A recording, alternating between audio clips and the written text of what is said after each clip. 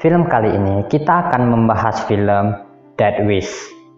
Cerita bermula dari suatu kota di Chicago yang banyak terjadi kejahatan perampokan memakai senjata api. Korban banyak berjatuhan sehingga dibawa ke suatu rumah sakit untuk dilakukan operasi pengangkatan peluru.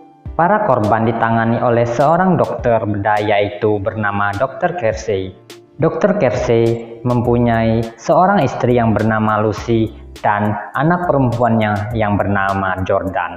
Mereka pun pergi makan siang dengan kakak laki-lakinya Dr. Kersey yang bernama Frank. Kemudian Frank meminjam uang dari dirinya.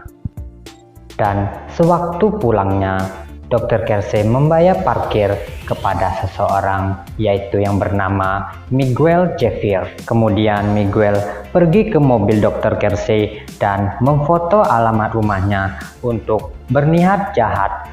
Ternyata Miguel adalah sindikat para perampok. Malam harinya, Dr. Kersey dan keluarga ingin pergi makan malam bersama dalam rangka ulang tahunnya. Tiba-tiba ia ditelepon rumah sakit untuk menangani pasien yang sedang dalam kondisi yang kritis. Jordan dan Lucy pun mau tidak mau harus membatalkan perayaan ulang tahun tersebut. Setelah mereka pulang dari berbelanja untuk persiapan pembuatan kue untuk Dr. Kersey, tiba-tiba ada sekelompok orang yang masuk tanpa diundang ke rumah mereka melalui jendela rumahnya. Lucy pun curiga karena jendela rumahnya terbuka. Dengan cepat memanggil Jordan yang berada di lantai atas rumahnya untuk turun. Kecurigaan pun bertambah setelah melihat adanya jejak kotoran pasir bekas sepatu di lantainya.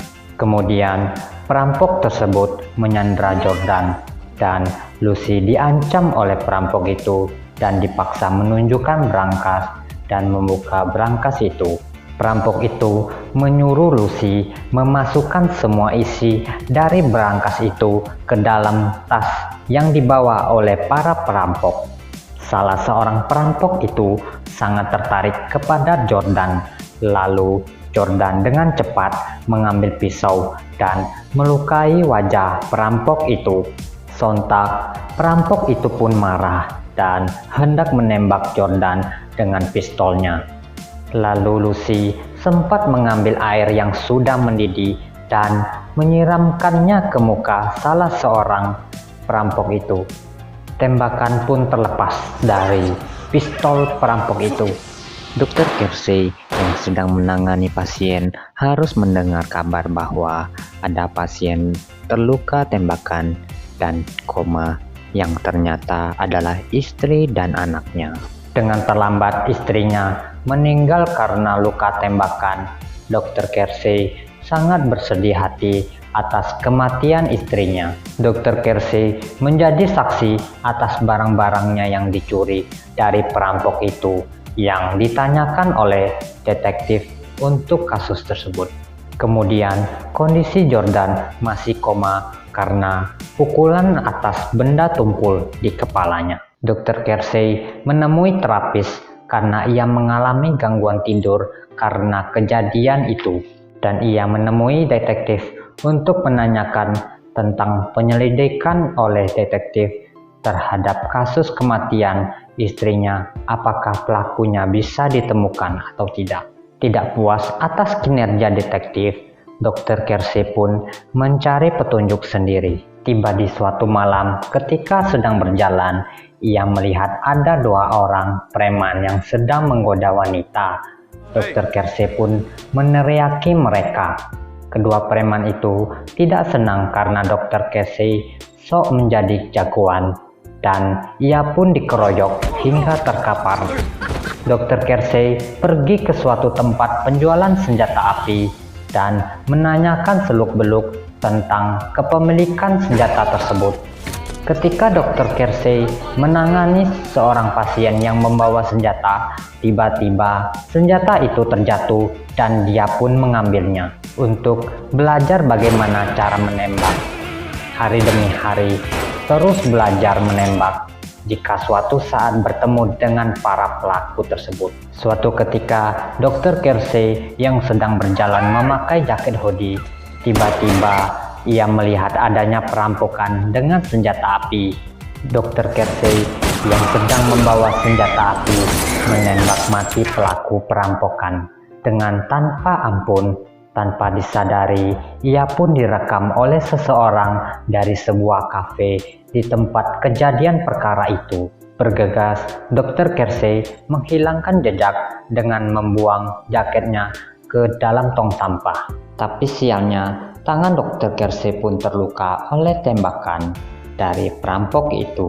Wanita yang merekam kejadian itu menjadi saksi atas pria yang berhoodie tersebut, dan polisi melarangnya untuk mempublikasikan video itu, tetapi ia terlanjur untuk mengunggahnya ke media sosialnya. Video itu menjadi viral. Atas kejadian itu terjadi pro dan kontra di tengah masyarakat, karena di suatu sisi Dr. Kersey membunuh para perampok seperti superhero, dan di sisi lain ada yang tidak setuju karena tindakan tersebut adalah main hakim sendiri. Dr. Kersey melihat pasiennya yang terluka karena tembakan, menanyakan siapa pelaku atas penembakan dirinya. Kemudian Dr. Kersey pun mencari orang yang menembak pasiennya.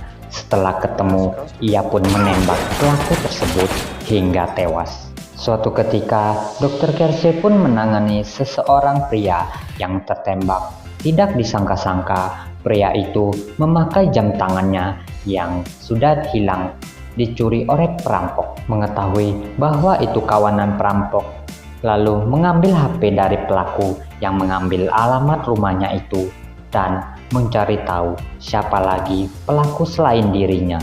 Setelah mengetahui lewat HP, Dr. Kersey pun mendatangi penada dari barangnya yang telah dijual.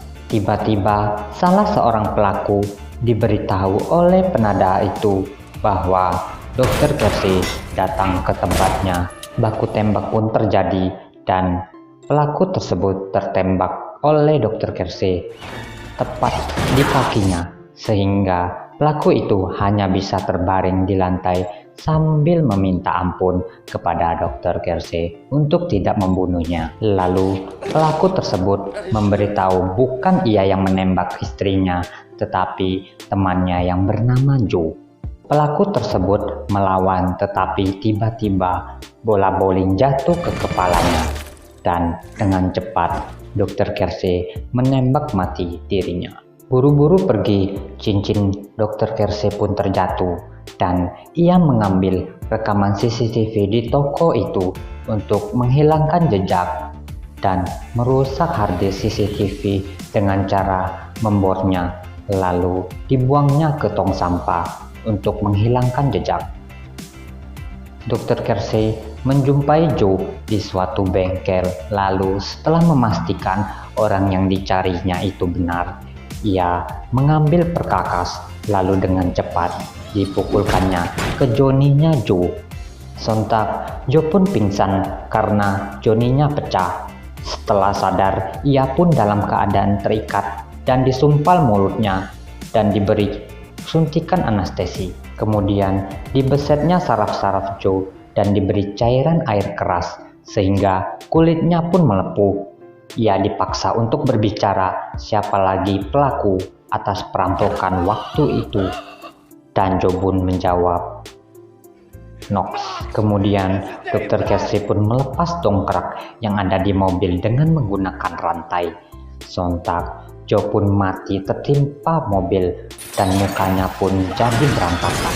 Dr. Kersey mencari pria yang bernama Knox di suatu bar. Ternyata Knox pun mengetahui bahwa dirinya sudah dicari oleh Dr. Kersey. Kemudian mengelabui Dr. Kersey dan terjadi baku tembak antara Dr. Kersey dan Knox. Dr. Kersey mendapat luka tembakan di bagian bahunya. Frank yang sudah mengetahui perbuatan Dr. Kersey pun marah terhadap dirinya. Dr. Kersey tidak menginginkan Frank berada dalam urusannya. Polisi dan detektif datang untuk mencari Dr. Kersey karena mereka mencurigai pelakunya adalah Dr. Casey. Tetapi Frank yang menyambut mereka bilang Dr. Casey sedang tidak berada di rumah. Akhirnya Jordan pun tersadar dari komanya, membuat Dr. Casey pun terharu melihat anaknya yang sudah sadar. Hari di mana Jordan sudah diperbolehkan pulang ke rumah, tiba-tiba dalam lift mereka pun bertemu dengan Knox. Tetapi Dr. Casey tidak bertindak apa-apa karena takut Jordan baru sembuh dan masih trauma atas kejadian waktu itu. Lalu Dr. Casey merasakan ada orang yang akan datang ke rumahnya dan menyembunyikan Jordan di bawah tangga. Benar, sekelompok orang bersenjata datang ke rumah mereka untuk membunuh Dr. Casey. Tetapi Dr. Casey yang telah menyiapkan semuanya berhasil membunuh beberapa penjahat itu. Tiba-tiba Dr. Casey tertembak di bagian tangannya oleh Knox dan terduduk. Tetapi dengan cepat ia mengeluarkan tembakan yang telah disimpannya dari dalam laci dan menembak Knox sampai mati. Kemudian polisi pun menginterogasinya dan ia mengatakan bahwa ia hanya membela diri karena kepemilikan atas senjata api yang dibelinya hanya untuk berjaga-jaga jika perampok datang lagi ke rumahnya. Akhirnya cerita pun tamat. Jika kalian suka dengan video ini, silakan like dan subscribe channel ini. Tetapi jika tidak suka, silakan dislike dan berikan kami masukan. Terima kasih.